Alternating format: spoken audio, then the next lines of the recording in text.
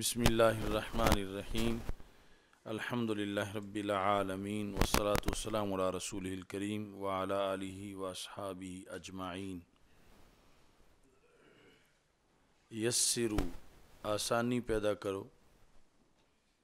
اور مشکل پیدا نہ کرو۔ اس مضمون کی ایک حدیث پیچھے کتاب الایمان میں گزر چکی ہے۔ الدین یسر، دین آسانی کا نام ہے۔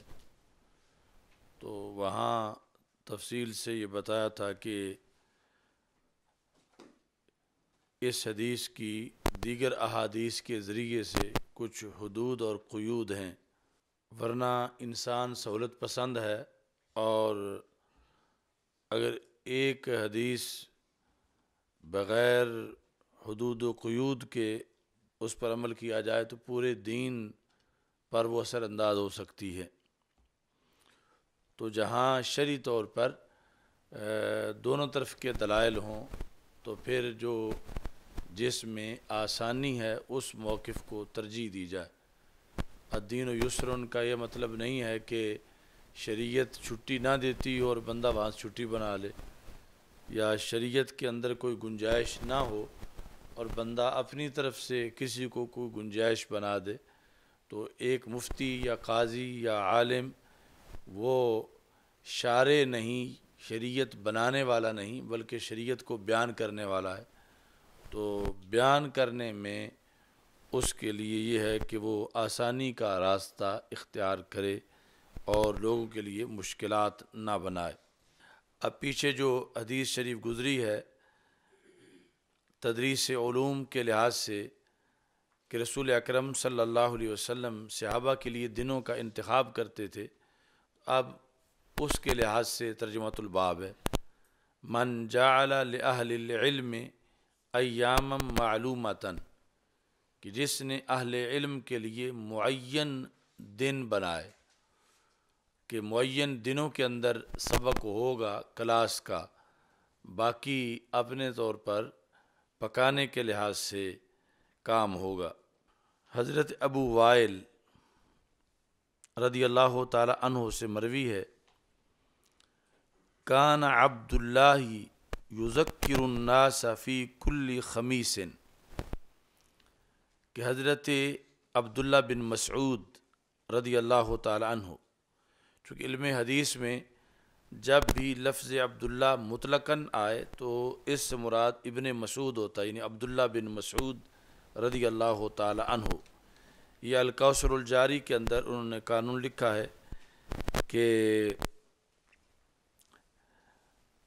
کان عبداللہ ہوا ابن مسعود حیث اطلق، چونکہ مطلقاً عبداللہ کا لفظ بولا گیا ہے، اور علم حدیث میں جب مطلقاً عبداللہ بولا جائے تو مراد عبداللہ بن مسعود ہوتا ہے۔ ویسے تو عبداللہ بن عمر بھی ہیں، عبداللہ بن عباس بھی ہیں، تو عبداللہ بن عمر بھی ہیں، عبداللہ بن عمر بھی ہیں، تو مطلقاً جب لفظ عبداللہ بولا جائے تو اس سے مراد عبداللہ بن مسعود رضی اللہ تعالی عنہ مراد ہوتے ہیں۔ تو آپ کے بارے میں چونکہ رسول پاک صلی اللہ علیہ وسلم نے فرمایا کنیف مولع علما، آپ علم کا ایک بھرا ہوا گھر تھے، تو کوفہ میں مدینہ منورہ سے جا کر جب رسول پاک صلی اللہ علیہ وسلم کا وصال ہو گیا تو عبداللہ بن مسعود پھر کوفہ میں چلے گئے، تو عراق میں جا کر آپ نے قرآن و سنت کی تبلیغ کی اور عراق میں پڑھایا۔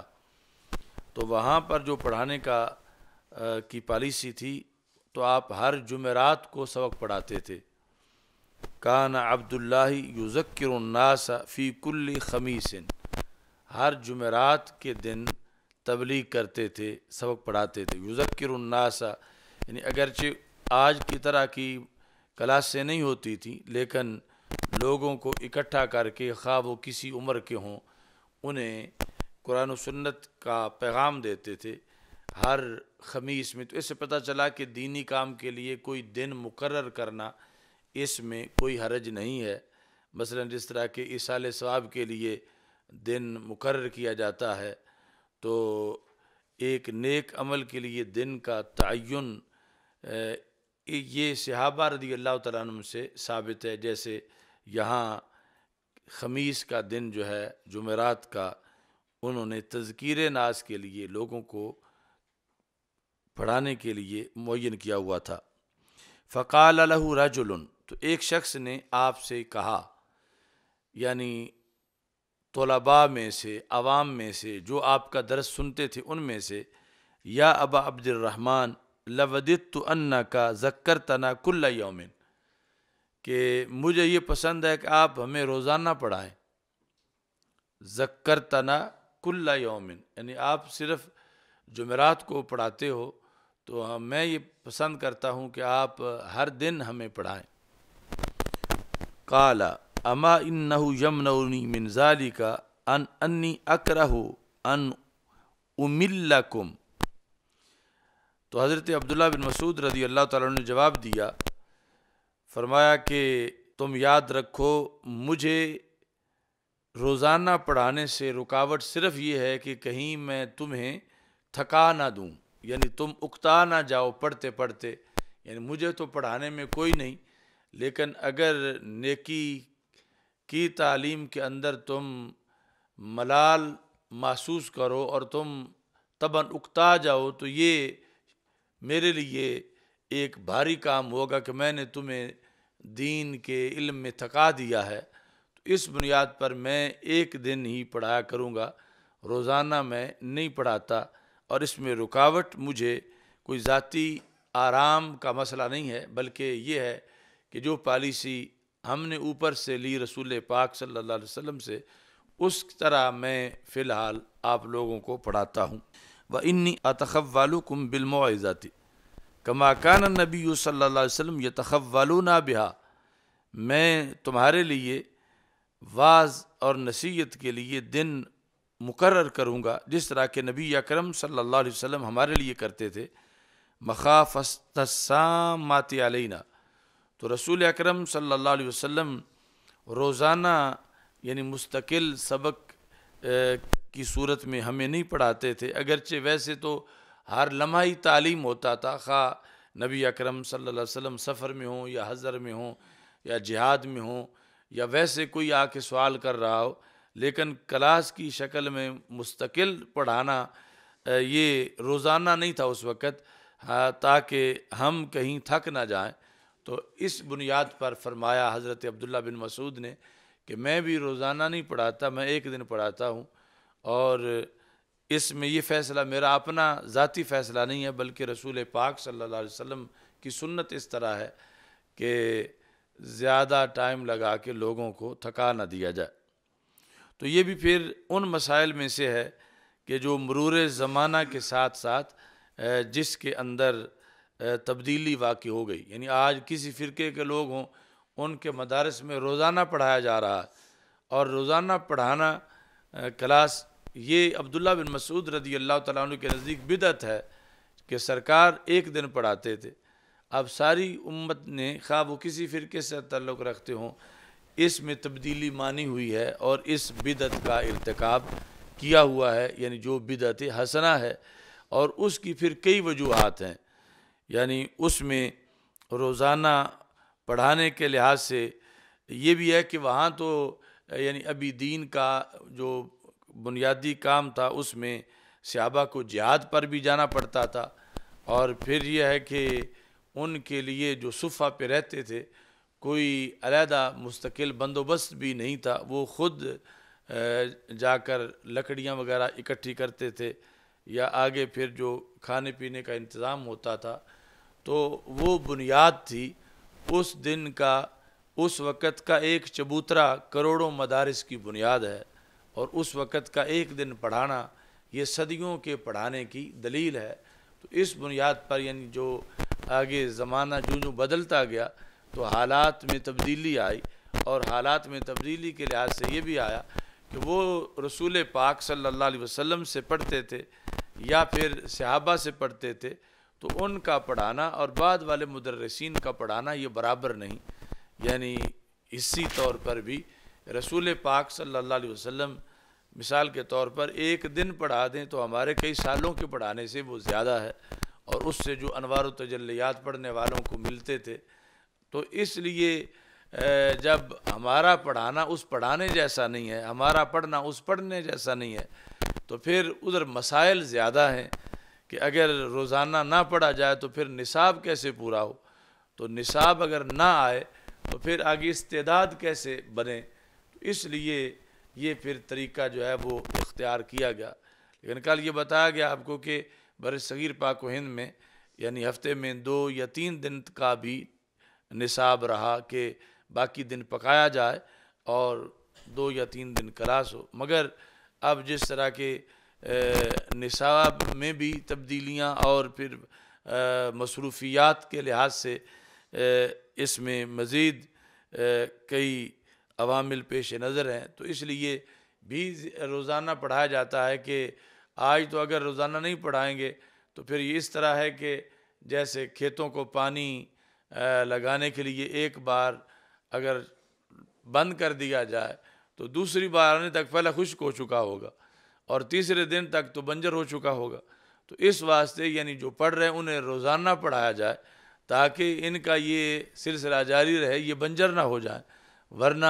اگر درمیان میں انقطاع آ جائے گا تو پھر نئی رکاوٹیں شیطان کی طرف سے پیدا ہو جائیں گی. ایک دن انقطاع ہوگا تو تھوڑی رکاوٹیں ہوں گی، 2 دن گزر جائیں گے، پھر مزید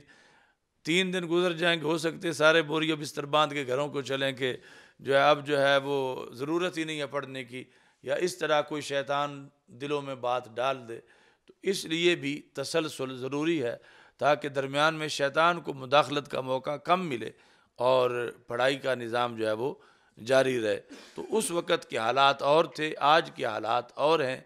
وہ ہم سے کروڑوں بار افضل تھے، ہم ان سے کروڑوں بار درجہ ادنا ہیں. تو ہماری کمزوری کے پیش نظر یہ ہے کہ ہم روزانہ پڑھیں تو یہی ہمارے لیے اچھا ہے، اور اسی سے ہم جو ہے وہ منزل تک پہنچ سکیں گے. تو یہ بھی یعنی جس طرح مساجد کی تعمیر کا مسئلہ آگے بخاری میں آ رہا ہے کہ اس در پابندی لگائی گئی کہ چونا گچ مسجدیں آرائش و زبائش والی نہ بنائی جائیں، لیکن آج بنائی گئیں تاکہ دین کی دھاک بیٹھ سکے اور شوکت اسلام کا اظہار ہو. اچھا جی، لیکن اس سے یہ پتہ چلا کہ علم کے بارے میں شوق اسی وقت ہی انگڑائیاں لے رہا تھا کہ ہمیں زیادہ ٹائم دیا جائے اور روزانہ پڑھایا جائے. تو حضرت عبداللہ بن مسعود رضی اللہ تعالی عنہ نے یہ پالیسی رکھی کہ شوق ہی رہے تو اچھا ہے، کہیں یہ شوق جو ہے وہ زائل نہ ہو. تو اگر شوق ہوگا تو پھر ایک دن کلاس کے ساتھ بھی باقی دن یہ خود بہت زیادہ پڑھیں گے اور اس ایک دن کا اہتمام کریں گے، اس کے لیے تیاری کریں گے. باب من یرید اللہ بہ خیرا یفقہہ فی الدین. اللہ جس سے بھلائی کا ارادہ کرتا ہے تو رب ذوالجلال اس کو دین کی فقاہت عطا کر دیتا ہے. تو پیچھے بھی یہ حدیث گزر چکی ہے، اب نئی سند کے ساتھ اس کو بیان کیا ہے. حضرت حمید بن عبد الرحمن کہتے ہیں کہ میں نے حضرت امیر معاویہ رضی اللہ تعالی عنہ کو سنا. سمعت معاویہ خطیباً، درحال کہ آپ خطبہ دے رہے تھے تو آپ کو میں نے سنا، آپ کہہ رہے تھے سمعت النبی صلی اللہ علیہ وسلم، میں نے رسول اکرم صلی اللہ علیہ وسلم سے سنا ہے، یقول، آپ فرما رہے تھے من یرید اللہ بہ خیرا، اللہ کسی سے کسی طرح کی خیر کا بھی جب ارادہ کرتا ہے تو اس کو دین کی فقاہت دیتا ہے. یعنی اللہ کے ہاں کسی کو نوازنے کا یہ طریقہ ہے کہ اللہ اس کو دین کا علم دے دیتا ہے. یعنی اگرچہ مال دنیا کا یا دیگر چیزیں بھی نوازشات ہیں، لیکن اللہ کی سب سے پسند یہ چیز ہے کہ میں جسے نوازوں تو میں اسے دین کا علم دوں. تو اس بنیاد پر اس کو فضیلت علم کے اندر ذکر کیا گیا. آگے وَإِنَّمَا أَنَا قَاسِمٌ وَاللَّهُ يُعْطِي، فرمایا کہ میں تقسیم کرنے والا ہوں، اللہ عطا کرنے والا ہے. اچھا جی، تو یہاں پر پہلی بار حضرت امیر معاویہ رضی اللہ تعالیٰ عنہ کا ذکر آیا حدیث کی روایت کے لحاظ سے۔ تو امام کرمانی نے کہا کہ حضرت امیر معاویہ رضی اللہ تعالیٰ عنہ نے رسول اکرم صلی اللہ علیہ وسلم سے 163 حدیثیں روایت کی ہیں، یعنی 100 حدیث 100 حدیثیں، اور ان میں سے پھر 163 حدیثیں مجموعی طور پر ہیں، جن میں سے امام بخاری نے 8 حدیثیں ذکر کی ہیں صحیح بخاری میں۔ مجموعی طور پر 163 حدیثیں روایت کی ہیں حضرت امیر معاویہ رضی اللہ تعالیٰ عنہ نے۔ کہتے ہیں وَكَانَ عِنْدَهُ إِزَارُ رسول اللہ صلی اللہ علیہ وسلم وَرِدَاؤُهُ وَقَمِيصُهُ، کہ حضرت امیر معاویہ رضی اللہ تعالیٰ عنہ کے پاس رسول پاک صلی اللہ علیہ وسلم کا تہبند مبارک تھا، اور آپ کی چادر مبارک اور قمیص مبارک، وَشَيْءٌ مِّن شَعْرِهِ وَأَظْفَارِهِ، اور حضرت امیر معاویہ رضی اللہ تعالیٰ عنہ کے پاس رسول پاک صلی اللہ علیہ وسلم کے کچھ ناخن مبارک تھے اور کچھ موئے مبارک تھے۔ تو یہ ساری چیزیں آپ نے زندگی بھر اپنے پاس رکھیں، اور بوقت وصال یہ وصیت کی کفنونی فی قمیصہ، کہ مجھے رسول اکرم صلی اللہ علیہ وسلم کی قمیص کا کفن پہنانا، وَأَدْرِجُونِي فِي رِدَائِهِ، اور نبی اکرم صلی اللہ علیہ وسلم کی چادر مجھے اوپر کفن کے یعنی قمیص کے اوپر پہنانا، اور جو رسول اکرم صلی اللہ علیہ وسلم کا تہبند ہے وہ مجھے کفن میں تہبند کے طور پر مجھے پہنانا۔ اور کہا کہ میرے دونوں جو نتنے ہیں ناک کے، ان کے اندر تم رسول اکرم صلی اللہ علیہ وسلم کے ناخن مبارک جو ہیں وہ رکھ دینا، اور ایسے ہی موئے مبارک، اور جو مواضع سجود ہیں یعنی سجدے میں جو اعضاء زمین پہ لگتے ہیں ان کے اوپر یعنی مجھے کفن پہنا کے ان پر موئے مبارک رکھ دینا اور مجھے اللہ کے سپرد کر دینا۔ تو انہیں حضرت امیر معاویہ رضی اللہ تعالیٰ عنہ کا یہ برکت اور تبرک کے لحاظ سے یہ عقیدہ صحابی رسول صلی اللہ علیہ وسلم کا ثابت ہوا کہ ان کے نزدیک رسول پاک صلی اللہ علیہ وسلم کے موئے مبارک اور ناخن مبارک اور وہ کپڑے جو نبی اکرم صلی اللہ علیہ وسلم کے بدن کے ساتھ مس ہوئے، ان سب کے اندر فائدہ تھا اور سب کے اندر قبر کے لیے برکات تھیں۔ تو اس چیز کی آپ نے اپنے ساتھیوں کو وصیت کی۔ یہ الفاظ جو ہیں انما انا قاسم واللہ یعطی، میں تقسیم کرتا ہوں اللہ عطا کرتا ہے۔ تو اگرچہ یہاں پہلے ذکر علم کا ہے، لیکن علم اس عطا اور تقسیم کے افراد میں سے ایک فرد ہے، یعنی یہ مطلب نہیں ہے کہ بات صرف علم کی ہو رہی ہے کہ اللہ علم عطا کرتا ہے اور میں علم تقسیم کرتا ہوں اور باقی کسی چیز کا یہاں مراد لینا ناجائز ہو، ایسا نہیں ہے۔ اشیاۃ اللمعات کے اندر شیخ عبدالحق محدث دہلوی رحمۃ اللہ علیہ نے اس حدیث پر لکھا کہ یہاں جب شارع کی طرف سے کوئی قید نہیں لگائی گئی تو ہم اپنی طرف سے قید نہیں لگا سکتے، یعنی رسول پاک صلی اللہ علیہ وسلم نے مطلقاً رکھا۔ تو جب آپ نے مطلقاً رکھا کہ اللہ مطلقاً عطا کرتا ہے اور میں مطلقاً تقسیم کرتا ہوں، تو ہم کسی ایک فرد پر اس حدیث کو بند نہیں کر سکتے، بلکہ ہر فرد جو اطلاق کا ہے وہ مراد لیں گے۔ مثلا اللہ بیٹے عطا کرتا ہے، میں بیٹے تقسیم کرتا ہوں۔ اللہ رزق عطا کرتا ہے، میں رزق تقسیم کرتا ہوں۔ اللہ عزت عطا کرتا ہے، میں عزت تقسیم کرتا ہوں۔ تو جس طرح علم کے لحاظ سے ہے اس طرح باقی چیزوں کے لحاظ سے بھی ہے، چونکہ مطلق پر اطلاق عمل کیا جاتا ہے اور وہ علی الاطلاق جو ہے وہ عمل تب ہوگا کہ کوئی کسی ایک فرد کے ساتھ اس کو خاص نہ کیا جائے، بلکہ ہر چیز جو ہے وہ اس اطلاق کے اندر داخل سمجھی جائے۔ وَلَن تَزَالَ هَٰذِهِ الْأُمَّةُ قَائِمَةً عَلَىٰ أَمْرِ اللَّهِ۔ تو یہ حدیث خطبات ختم نبوت میں سے بھی ہے کہ رسول پاک صلی اللہ علیہ وسلم کی وہ تقریریں جن کا تعلق ختم نبوت کے ساتھ تھا، چونکہ باقی انبیاء کرام علیہم السلام صرف اپنے وقت کی بات کرتے تھے، گفتگو کرتے وقت انہیں پتہ تھا کہ جب ہم چلے جائیں گے تو اللہ کی اور نبی بھیجے گا، تو پھر بعد والے مسائل وہ اپنے طریقے سے کنٹرول کریں گے۔ تو ہم جب تک ہیں ہم نے ان کو اس وقت تک گناہوں سے بچانا ہے اور ان کو رستہ دکھانا ہے۔ اور ہمارے آقا صلی اللہ علیہ وسلم چونکہ اعلان کر چکے تھے کہ میں آخری نبی ہوں،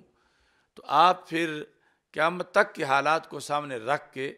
لوگوں کی رہنمائی کرتے تھے کہ اور تو کسی نے آنا نہیں، اب میں نے ہی ان کو قیامت تک کے مسائل کا حل سکھانا ہے۔ تو اس واسطے آپ گفتگو کرتے وقت صرف اس وقت کے حالات جو 14 صدیاں پہلے تھے ان پر ہی گفتگو نہیں فرماتے تھے، بلکہ اس کے علاوہ قیامت تک کے حالات پر بھی بحث کرتے تھے۔ تو اس طرح آپ نے خبر دیتے ہوئے یہ صحابہ کو بتا دیا کہ اگرچہ صدیوں بعد قیامت آئے گی، مگر میں گارنٹی دیتا ہوں کہ قیامت تک میرے دین میں میری امت جو ہے اس کا امر مستقیم رہے گا۔ یہ پہلی امتوں کی طرح نہیں ہوگی کہ یہ کافر ہو جائیں، مشرک ہو جائیں اور قرآن کی آیتیں بیچ دیں اور اس طرح یہ پہلی امتوں کی طرح ڈوب جائیں، ایسا نہیں ہے۔ فرمایا وَلَن تَزَالَ هَٰذِهِ الْأُمَّةُ قَائِمَةً عَلَىٰ أَمْرِ اللَّهِ، یہ امت یعنی میری امت ہمیشہ اللہ کے حکم پر قائم رہے گی۔ اتنا یقین تھا رسول پاک صلی اللہ علیہ وسلم کو اپنی امت کی پختگی پر کہ اگرچہ لوگ گمراہ بھی ہوں گے، مختلف قسم کے فتنوں کا شکار بھی ہو جائیں گے، مگر امت کی ایک بڑی جماعت وہ حق پر قائم رہے گی، وہ کبھی بھی حق کا رستہ نہیں چھوڑیں گے۔ تو لن تزال هذه الامة قائمة على امر اللہ، تو یہ بھی ہماری دلیل ہے عقیدہ توحید میں کہ جو فتویٰ شرک ہے ابن عبد الوہاب کا، اگر اس کو سچا سمجھا جائے امت واقعی مشرک ہو گئی ہے تو پھر تو پہلی امتوں کی طرح یہ بھی امت ڈوب گئی اور اس کا بھی کچھ نہ بچا، تو پھر نہ اسے یہود پر فضیلت حاصل ہے نہ نصارہ پر فضیلت حاصل ہے۔ لیکن یہ امت آج بھی امت توحید ہے اور اس امت نے دین بچایا ہے، قرآن محفوظ رکھا ہے۔ پہلی امتیں اپنی آیات بیچ کے فارغ ہو گئیں تو وہ دین کیسے بچا سکتی تھی؟ تو اس امت نے قرآن بھی بچایا ہے، اپنا ایمان بھی بچایا ہے۔ تو اس واسطے ابن عبد الوہاب کا شرک کا فتویٰ امت پر درست نہیں، اس کے نتیجے میں تو پیچھے ٹانگے کی سواریاں بھی نہیں بچتی کہ جو رستے سیدھے رستے پہ ہوں۔ تو ادھر سرکار فرماتے ہیں کہ میری امت تو قیامت تک سیدھے رستے پر قائم رہے گی، تو اگر ساری امت بھٹک جانی ہوتی اس انداز میں کہ جس طرح فتویٰ شرک لگایا گیا، تو پھر کوئی اور نئی امت آتی آخری کہ جو اپنے آپ کو سنبھال کے رکھتی۔ تو یہ امت ہی آخری ہے جس نے 14 صدیاں گزر گئی ہیں اور آج تک دین اپنی اصلی شکل میں قائم ہے۔ تو اس کی گواہی دی تھی رسول اکرم صلی اللہ علیہ وسلم نے۔ تو 14 صدیاں اس حدیث پر گواہی کی تصدیق کی گواہی دے رہی ہیں، اور آگے بھی انشاءاللہ ایسا ہی قیامت تک رہے گا کہ یہ امت اللہ کے امر پر قائم رہے گی۔ آگے بتا لا یضرہم من خالفہم، یہاں بڑی توجہ کی ضرورت ہے۔ لا یضرہم من خالفہم، میری امت کے مخالف میری امت کو نقصان نہیں دے سکیں گے۔ کب تک؟ حتی یأتی امر اللہ، یہاں تک کہ قیامت آ جائے گی، یعنی قیامت آنے تک۔ صرف 1-2 صدیوں کی خبر نہیں دی رسول پاک صلی اللہ علیہ وسلم کا، یہ خطبہ ختم نبوت قیامت تک کے لیے خبر پر ہے، صرف کل کی خبر نہیں تھی، کروڑوں کل کی خبر اس میں موجود ہے کہ فرمایا کہ حتیٰ یأتی امر اللہ، یہاں تک کہ اللہ کا امر آ جائے گا، یعنی قیامت آ جائے گی اور میری امت دین کا پرچم تھامے ہوئے رستے پر موجود ہوگی۔ لا یضرہم من خالفہم، انہیں ان کے مخالف نقصان نہیں دے سکیں گے۔ اب اس پر سوال پیدا ہوتا ہے کہ مثلا یزید کے مقابلے میں حضرت امام حسین رضی اللہ تعالیٰ عنہ حق پر تھے اور شہید ہو گئے، تو رسول پاک صلی اللہ علیہ وسلم فرماتے ہیں کہ میری امت کے مخالف جو ہیں وہ ان کو نقصان نہیں دے سکیں گے۔ تو یہاں تو جان چلی گئی، شہادت ہو گئی، اور پھر اس کے علاوہ یہود کے مقابلے میں، نصارہ کے مقابلے میں، دیگر دین دشمن قوتوں کے مقابلے میں کتنا مسلمانوں کو بھاری نقصان اٹھانا پڑ رہا ہے، پہلے ماضی میں ایسا ہو چکا ہے۔ تو یہ پھر کیسے صحیح ہے؟ حالانکہ یقیناً صحیح ہے کہ سرکار نے فرمایا کہ میری امت کے مخالف ان کو نقصان نہیں دے سکیں گے، تو یہ جو بظاہر ہمیں نقصان نظر آتا ہے تو پھر حدیث کا کیا مطلب ہے؟ اور اسی بظاہر نقصان میں سے یہ ہے کہ مثلا ہم الیکشن لڑتے ہیں تو الیکشن میں ہار جاتے ہیں، تو دنیا دار جو ہیں وہ جیت جاتے ہیں، ہم دین دار الیکشن میں ہار جاتے ہیں۔ تو ادھر یہ لا یضرہم من خالفہم کہ ان کے مخالف ان کو نقصان نہیں دے سکیں گے،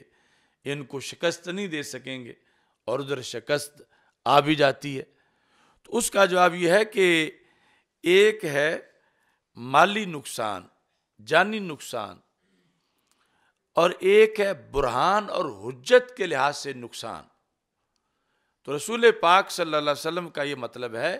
کہ قیامت تک میری امت کی دلیل کو کوئی نقصان نہیں پہنچا سکے گا، یہ دلیل میں غالب رہیں گے، اپنی حجت اور برہان میں ان کی حجت کو کوئی توڑ نہیں سکے گا، یعنی ان کی دلیلوں کو، دلائل کے لحاظ سے غلبہ انہی کا رہے گا۔ کبھی بھی ایسا نہیں ہوگا کہ حق والے جو ہیں وہ اس سلسلہ کے اندر جو ہیں وہ خاموش ہو جائیں اور باطل ان پر مسلط ہو جائے اور انہیں کوئی جواب ہی نہ آئے، ایسا کبھی بھی نہیں ہوگا۔ یہ علم اور دلیل کے میدان میں ہمیشہ غیروں پر حاوی رہیں گے، اگرچہ یہ ان کے درجات کی بلندی کا باعث بنے گا کہ یہ کبھی زخمی ہو جائیں، کبھی بیمار ہو جائیں، کبھی شہید ہو جائیں، اور کبھی ان کا دنیا کا نقصان ہو جائے، تو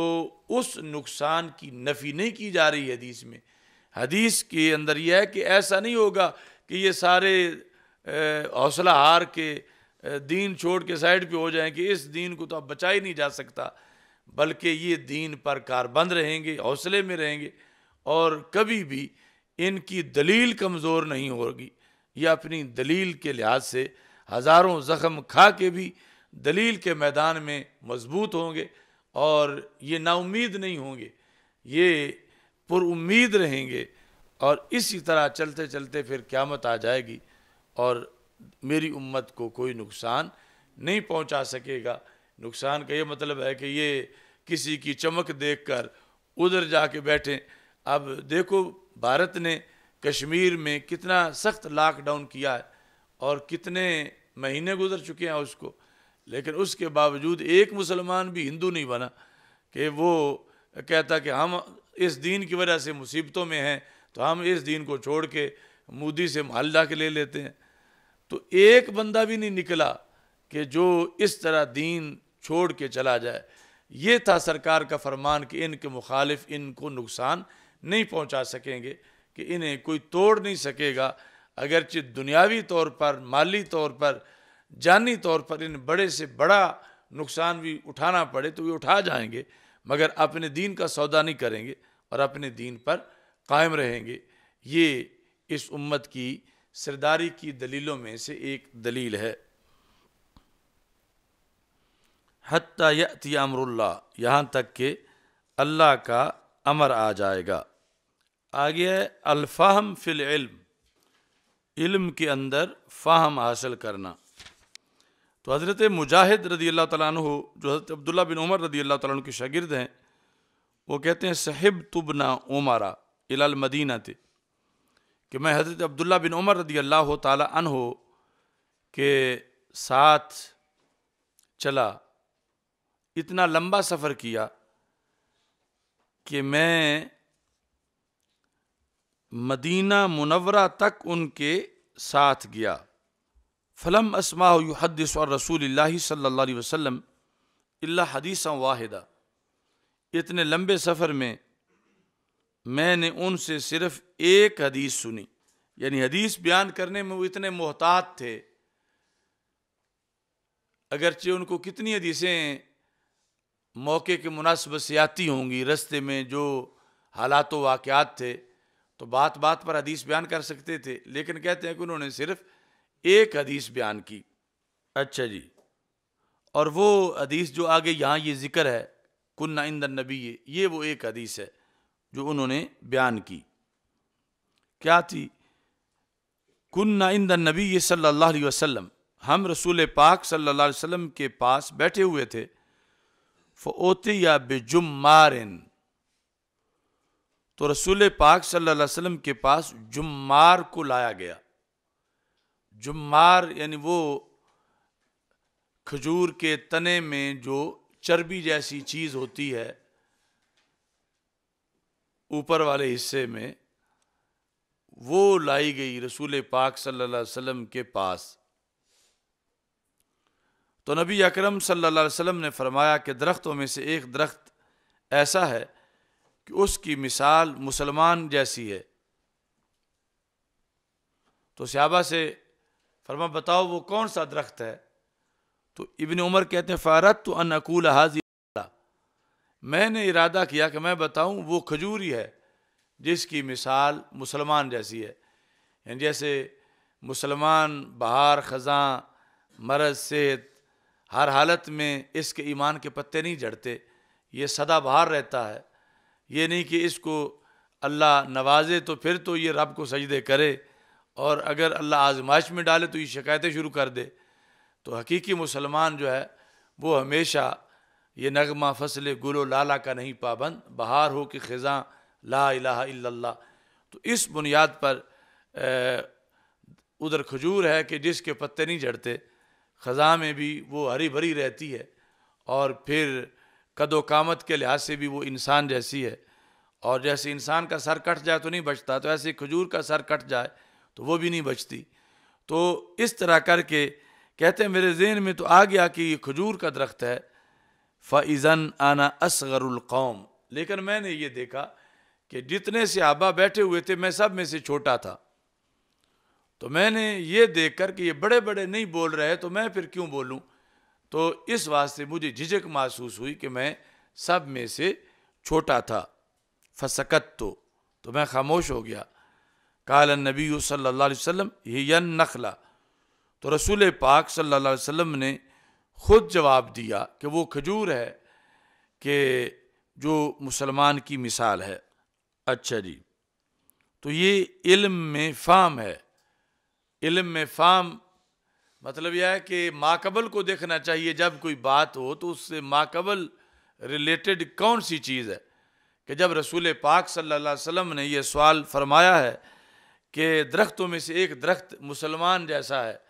تو یہ جب لفظ بولیں تو اس سے پہلے کیا صورتحال چل رہی تھی؟ تو پہلے کی صورتحال میں یہ ہے کہ کھجور کا جو شہم ہے، چربی جیسی وہ حلوے جیسی چیز وہ لائی گئی جو کھجور کے تنے کے اندر ہوتی ہے، تو اس سے آگے فوراً یہ سوال ہوا۔ تو فہم یہ ہے کہ یہاں سے ہی سمجھ جانا چاہیے کہ یہ پھر وہ بات کھجور کی ہو رہی ہے، کیونکہ کھجور کی ایسی چیز آئی، آگے رسول پاک صلی اللہ علیہ وسلم نے یہ سوال فرما دیا، تو لہٰذا بندے کو حالات و واقعات پر تبصرہ کرتے ہوئے متصل چیز کے ساتھ فوراً رابطہ کرنا چاہیے حالات کا، کہ پھر نتیجہ نکالنا آسان ہو جاتا ہے۔ باب الاقتباس فی العلم والحکمہ، ایک ہوتا ہے حسد اور ایک ہوتا ہے رشک۔ تو حسد یہ ہوتا ہے کہ بندہ کسی سے کسی چیز کے زوال کی تمنا کرے، اور اپنے لیے اس کے حصول کی تمنا کرے۔ مثلا کسی کے پاس اس نے گاڑی دیکھی تو حسد یہ ہے کہ اس کے دل کا یہ ارادہ ہے کہ رب اس سے لے لے اور مجھے دے دے، یعنی اس کے اندر ڈبل چیز ہوتی ہے کہ اس سے زوال ہو، اس کے پاس نہ رہے اور مجھے مل جائے۔ اور رشک یہ ہوتا ہے کہ جس میں اگلے سے زوال کا ارادہ نہیں ہوتا، صرف یہ ہوتا کہ رب مجھے بھی عطا کرے، اس کے پاس بھی رہے اور اللہ مجھے بھی عطا کرے۔ تو حسد منع ہے اور رشک جائز ہے۔ تو رشک کو عربی زبان میں غبطہ کہا جاتا ہے۔ باقی اب غبطہ اور حسد میں زمین و آسمان کا فرق ہے کہ غبطہ کے اندر کسی سے کسی نعمت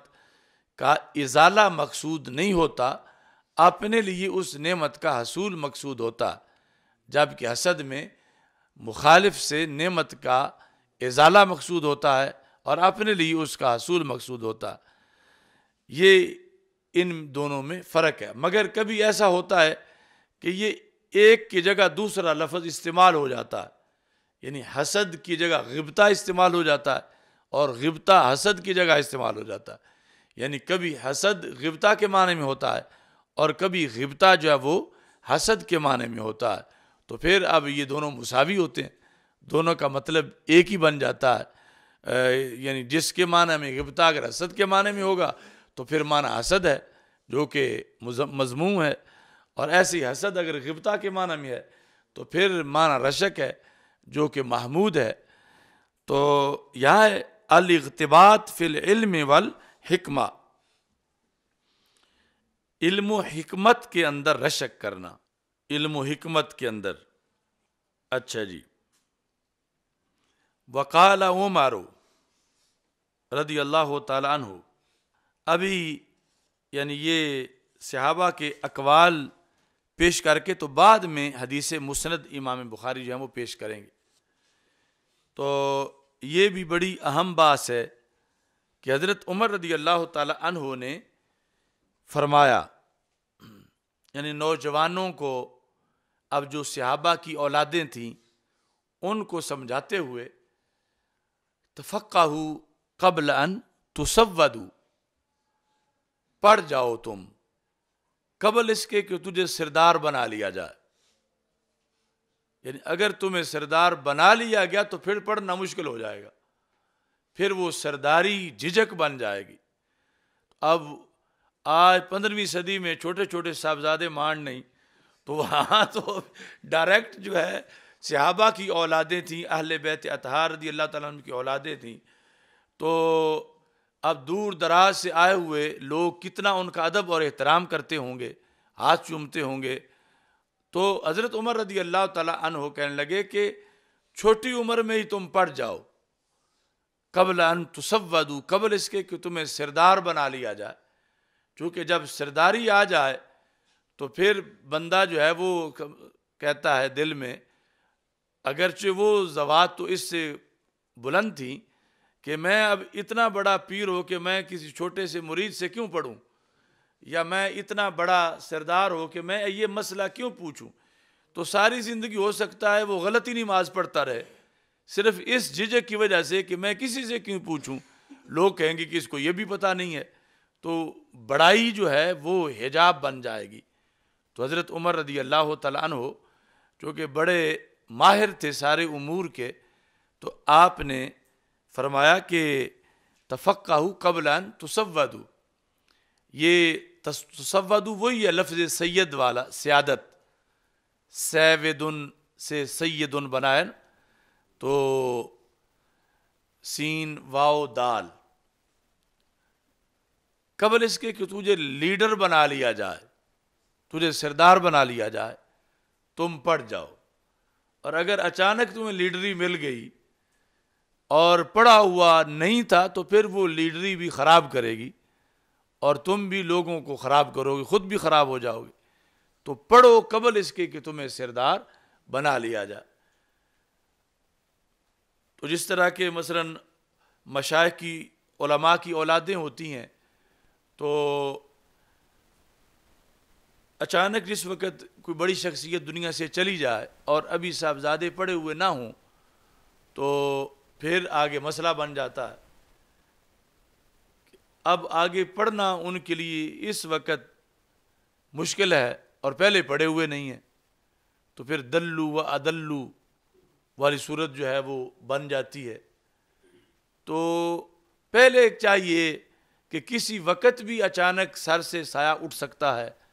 اور جو ذمہ داریاں ہیں بڑوں کی وہ چھوٹوں کے کندھوں پہ آ سکتی ہیں اور بڑوں کی مسند پر چھوٹوں کو بیٹھنا پڑ سکتا ہے. تو اس لیے جلدی کرنی چاہیے کہ قبل اس کے کہ ایسا کوئی وقت زمانہ آزمائش کا آئے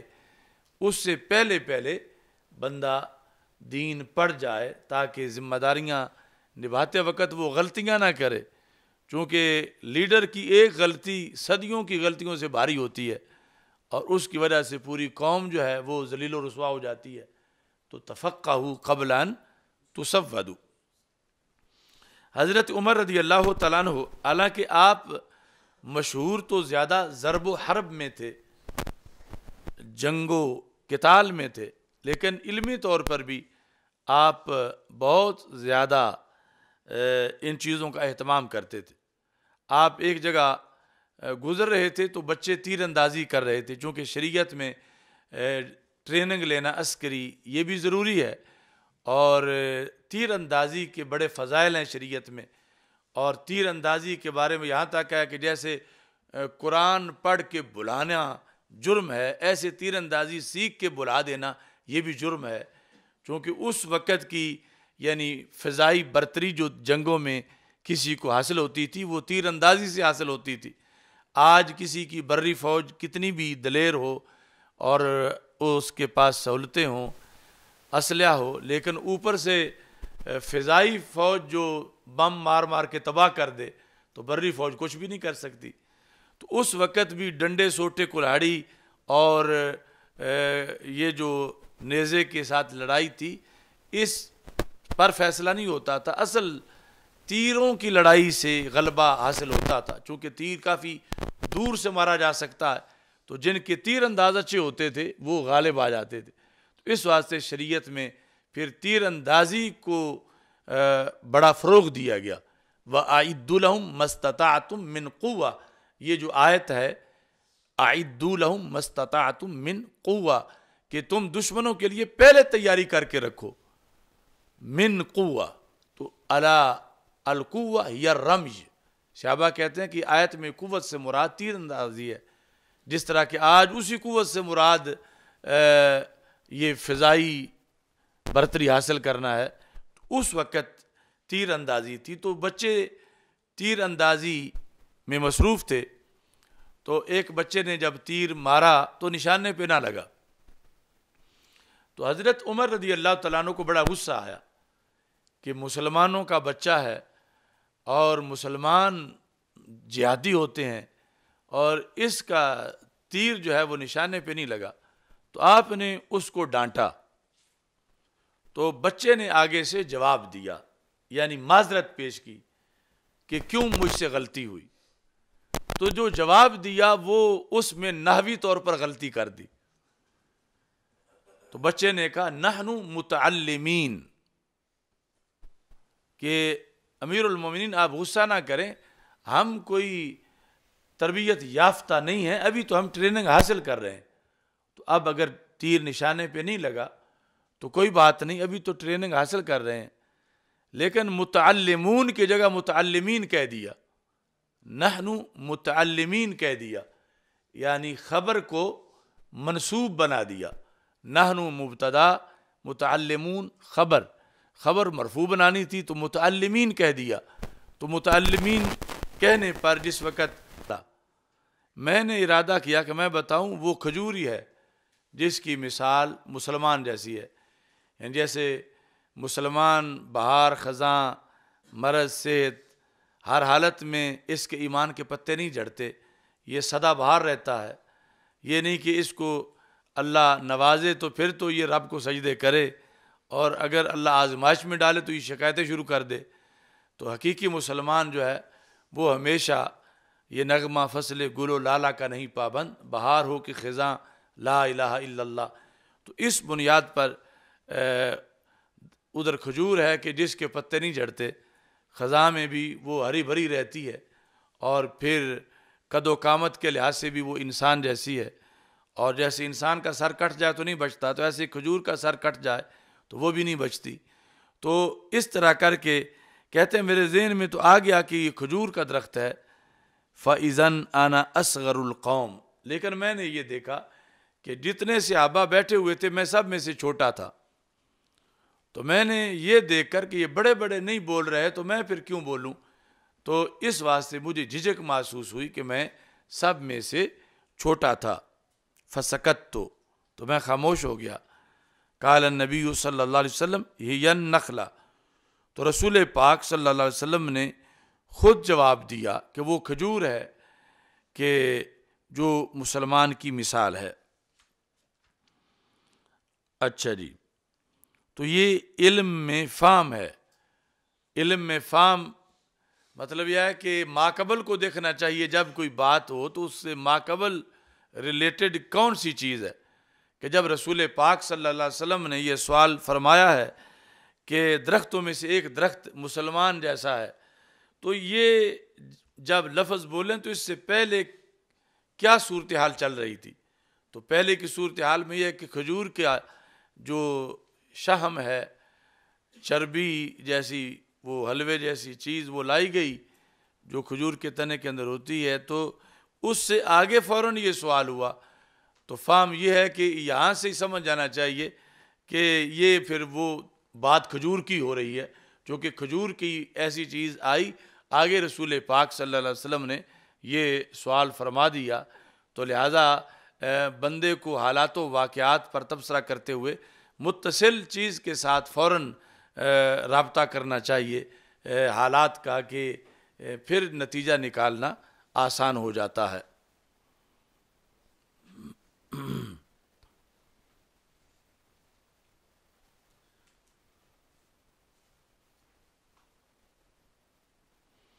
باب الاقتباس فی العلم والحکمہ. ایک ہوتا ہے حسد اور ایک ہوتا ہے رشک. تو حسد یہ ہوتا ہے کہ بندہ کسی سے کسی چیز کے زوال کی تمنا کرے اور اپنے لیے اس کے حصول کی تمنا کرے. مثلا کسی کے پاس اس نے گاڑی دیکھی تو حسد یہ ہے کہ اس کے دل کا یہ ارادہ ہے کہ رب اس سے لے لے اور مجھے دے دے.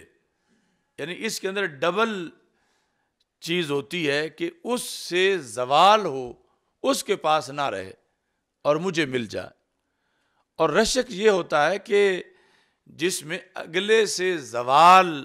کا ارادہ نہیں ہوتا، صرف یہ ہوتا ہے کہ رب مجھے بھی عطا کرے، اس کے پاس بھی رہے اور اللہ مجھے بھی عطا کرے. تو حسد منع ہے اور رشک جائز ہے. تو رشک کو عربی زبان میں غبطہ کہا جاتا ہے. باقی اب غبطہ اور حسد میں زمین و آسمان کا فرق ہے کہ غبطہ کے اندر کسی سے کسی نعمت کا ازالہ مقصود نہیں ہوتا، اپنے لیے اس نعمت کا حصول مقصود ہوتا، جبکہ حسد میں مخالف سے نعمت کا ازالہ مقصود ہوتا ہے اور اپنے لیے اس کا حصول مقصود ہوتا.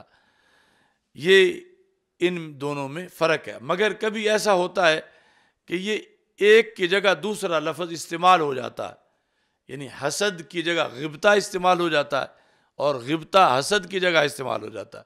یعنی کبھی حسد غبطہ کے معنی میں ہوتا ہے اور کبھی غبطہ جو ہے وہ حسد کے معنی میں ہوتا ہے. تو پھر اب یہ دونوں مساوی ہوتے ہیں، دونوں کا مطلب ایک ہی بن جاتا ہے. یعنی جس کے معنی میں غبطہ اگر حسد کے معنی میں ہوگا تو پھر معنی حسد ہے جو کہ مذموم ہے، اور ایسی حسد اگر غبطہ کے معنی میں ہے تو پھر معنی رشک ہے جو کہ محمود ہے. تو یہاں الاغتباط فی العلم والحکمہ، علم و حکمت کے اندر رشک کرنا، علم و حکمت کے اندر. اچھا جی، وقال عمر رضی اللہ تعالی عنہ. ابھی یعنی یہ صحابہ کے اقوال پیش کر کے تو بعد میں حدیث مسند امام بخاری جو ہے وہ پیش کریں گے. تو یہ بھی بڑی اہم بات ہے کہ حضرت عمر رضی اللہ تعالی عنہ نے فرمایا، یعنی نوجوانوں کو، اب جو صحابہ کی اولادیں تھیں ان کو سمجھاتے ہوئے، تفقہوا قبل ان تسودوا، پڑھ جاؤ تم قبل اس کے کہ تجھے سردار بنا لیا جائے. یعنی اگر تمہیں سردار بنا لیا گیا تو پھر پڑھنا مشکل ہو جائے گا، پھر وہ سرداری جھجک بن جائے گی. اب آج 15ویں صدی میں چھوٹے چھوٹے صاحبزادے مان نہیں، تو وہاں تو ڈائریکٹ جو ہے صحابہ کی اولادیں تھیں، اہل بیت اطہار رضی اللہ تعالیٰ عنہ کی اولادیں تھیں. تو اب دور دراز سے آئے ہوئے لوگ کتنا ان کا ادب اور احترام کرتے ہوں گے، ہاتھ چومتے ہوں گے. تو حضرت عمر رضی اللہ تعالیٰ عنہ کہنے لگے کہ چھوٹی عمر میں ہی تم پڑھ جاؤ، قبل ان تسودوا، قبل اس کے کہ تمہیں سردار بنا لیا جائے. چونکہ جب سرداری آ جائے تو پھر بندہ جو ہے وہ کہتا ہے دل میں، اگرچہ وہ ذوات تو اس سے بلند تھی کہ میں اب اتنا بڑا پیر ہو کہ میں کسی چھوٹے سے مرید سے کیوں پڑھوں، یا میں اتنا بڑا سردار ہو کہ میں یہ مسئلہ کیوں پوچھوں. تو ساری زندگی ہو سکتا ہے وہ غلطی نماز پڑھتا رہے، صرف اس جھجک کی وجہ سے کہ میں کسی سے کیوں پوچھوں، لوگ کہیں گے کہ اس کو یہ بھی پتہ نہیں ہے. تو بڑائی جو ہے وہ حجاب بن جائے گی. تو حضرت عمر رضی اللہ تعالیٰ عنہ چونکہ بڑے ماہر تھے سارے امور کے، تو آپ نے فرمایا کہ تفقہوا قبل ان تسودوا. یہ تسودوا وہی ہے لفظ سید والا، سیادت، سیودن سے سیدن بنائے، تو سین واو دال، قبل اس کے کہ تجھے لیڈر بنا لیا جائے، تجھے سردار بنا لیا جائے، تم پڑھ جاؤ. اور اگر اچانک تمہیں لیڈری مل گئی اور پڑھا ہوا نہیں تھا تو پھر وہ لیڈری بھی خراب کرے گی اور تم بھی لوگوں کو خراب کرو گے، خود بھی خراب ہو جاؤ گے. تو پڑھو قبل اس کے کہ تمہیں سردار بنا لیا جائے. تو جس طرح کے مثلا مشائخ کی، علماء کی اولادیں ہوتی ہیں، تو اچانک جس وقت کوئی بڑی شخصیت دنیا سے چلی جائے اور ابھی صاحبزادے پڑے ہوئے نہ ہوں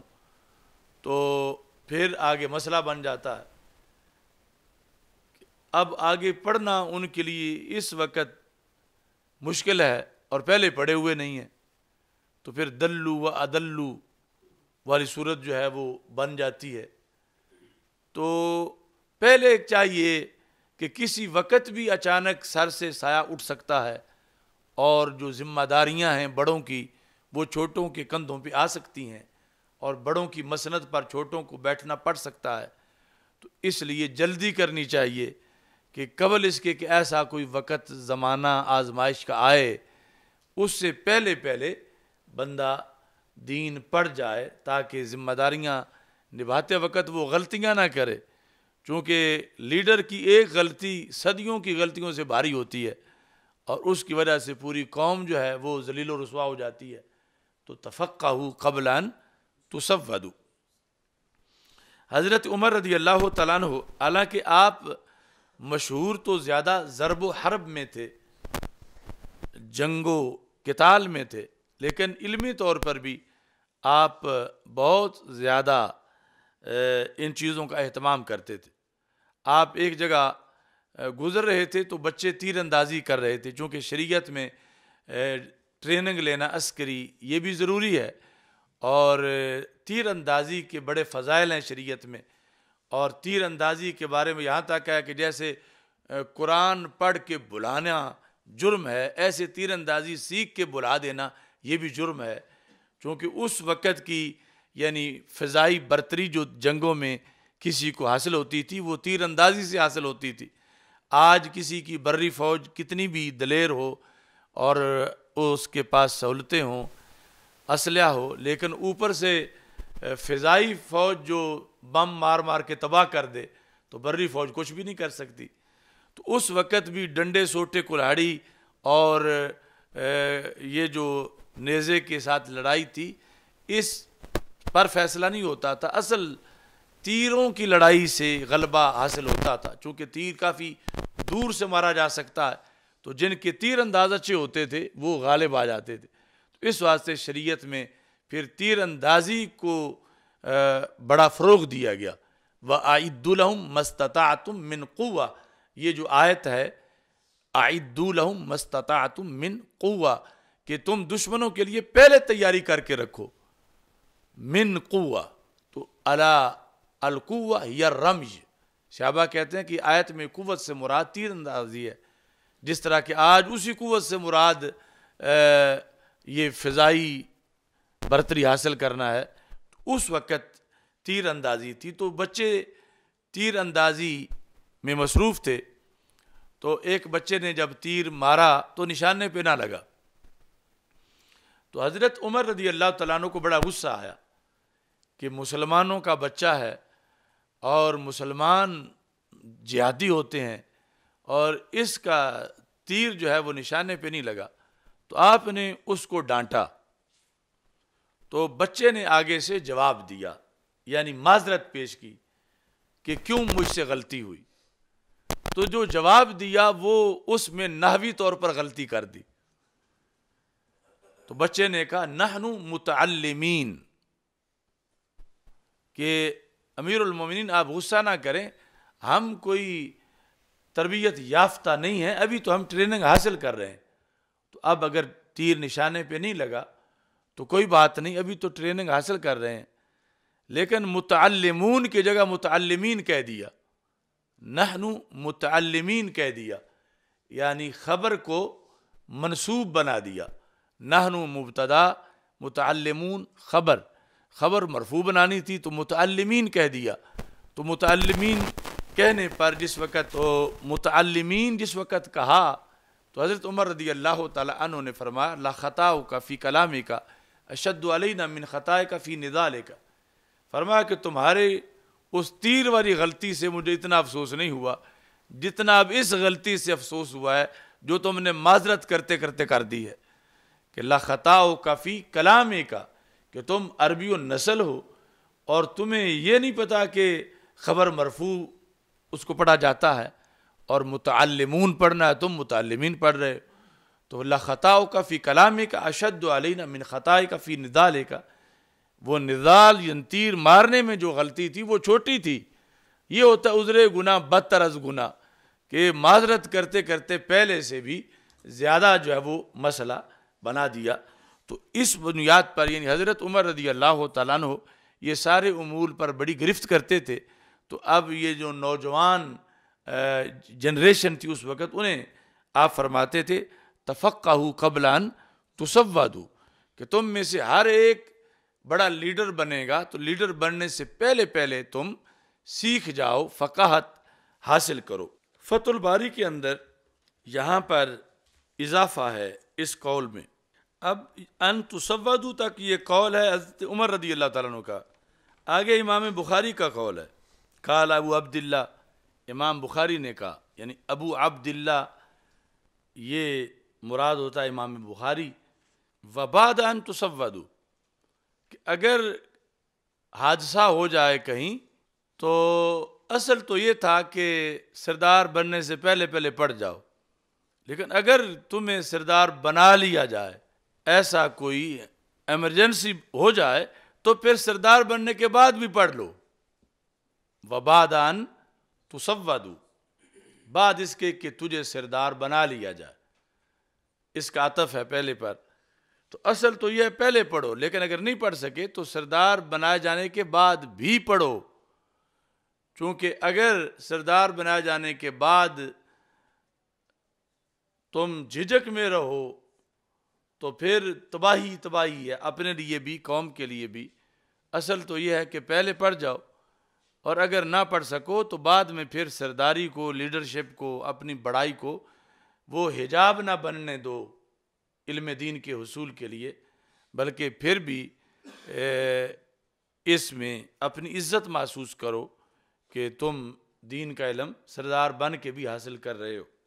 تو امام اسقلانی کہتے ہیں لأن الرئیس قد یمنعہ الکبر والاحتشام ان یجلس مجلس المتعلمین، کہ کبھی کبھار بلکہ اکثر ایسا ہوتا ہے کہ سردار کو یہ ناپسند ہوتا ہے کہ وہ درویشوں کے ساتھ بیٹھ کے پڑھنا شروع کرے۔ ان یجلس مجلس المتعلمین، کہ متعلمین کی مجلس میں بیٹھ کر وہ بھی پڑھے، تو وہ اپنی اونچی کرسی سے نیچے نہیں اترنا چاہتا، تو اس نتیجے میں محروم رہ جاتا ہے۔ یعنی حضرت امام بخاری سے جو اختلاف ہوا تھا امیر بخارا کا، کہ اس نے کہا کہ اپنی تاریخ کبیر لا کے مجھے سناؤ، تو امام بخاری رحمۃ اللہ علیہ نے کہا کہ میں علم کی تذلیل نہیں کرنا چاہتا، اگر تم نے سننی ہے تو مجلس علم میں آ جاؤ جہاں میں پڑھاتا ہوں۔ تو اس نے کہا پھر شرط یہ ہے کہ غریب بندہ کوئی نہ بیٹھے، جب میں نے بیٹھنا ہے یا میرے اولاد نے بیٹھنا ہے۔ تو آپ نے فرمایا کہ یہ پابندی جو دربار رسالت میں نہیں تھی، تو وہاں جہاں بڑے پڑھتے تھے وہاں چھوٹے بھی پڑھتے تھے، یعنی جہاں مالدار پڑھتے تھے وہاں نادار بھی پڑھتے تھے، تو اس واسطے علم سب کے لیے ہے، تو میں تمہاری وجہ سے کسی کو محروم نہیں کروں گا۔ تو اس سے پھر آگے ان کے اختلافات جو ہیں اس کے ساتھ شروع ہوئے۔ امام اسقلانی کہتے ہیں معناہ تفقہوا وانتم صغار، پڑھ جاؤ اس حالت میں کہ تم ابھی چھوٹی عمر میں ہو۔ تو باقی سب نے تو یہی مراد لیا، لیکن لغت کے ایک ماہر ہیں شمر، انہوں نے کہا کہ یہ جو ہے نا تفقہوا قبل ان تسودوا، اس کا معنی تفقہوا قبل ان تزوجوا، کہ شادی سے پہلے پہلے پڑھ جاؤ، اگر شادی ہو گئی تو پھر تمہیں پڑھنے نہیں دے گی، شادی سے پہلے پہلے پڑھ جاؤ۔ یہ انہوں نے بخاری میں موجود حضرت عمر رضی اللہ تعالیٰ عنہ کے اس قول کا مطلب بیان کیا، تفقہوا قبل ان تسودوا اے تزوجوا، قبل اس کے کہ تمہیں سردار بنا لیا جائے، تمہاری شادی کر دی جائے۔ لیکن آگے آ گیا کہ وبعد ان تزوجوا، اور اگر پہلے نہیں پڑھ سکے تو پھر یہ نہیں کہ اب شادی کے بعد ممنوع ہو گیا ہے، تو پھر شادی کے بعد بھی کوشش کرو کہ تمہیں علم آ جائے۔ انہوں نے یہ معنی کیوں لیا؟ وہ کہتے ہیں فَإِنَّهُ إِذَا تَزَوَّجَ صَارَ سَيِّدَ أَهْلِهِ، کہ تسودوا والا جو لفظ ہے جب اس کی شادی ہو جاتی ہے تو اور نہیں تو کم از کم اپنی بیوی کا سردار تو بن جاتا ہے۔ اذا، جب اس کی شادی ہو جائے، سارا سیدہ اہل ہی، اپنی اہل یعنی اہل سے مراد اہلیہ، اپنی اہلیہ کے لیے تو وہ حضرت صاحب بن جاتا ہے، یعنی سردار۔ ولا سیما ان ولد لہ، اور بالخصوص اگر آگے اولاد بھی ہو جائے تو پھر ان کے لحاظ سے بھی وہ سید بن جاتا ہے۔ تو اس بنیاد پر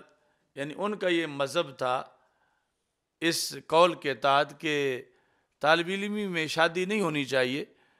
شادی سے پہلے پہلے پڑھنے والا کام مکمل کر لینا چاہیے،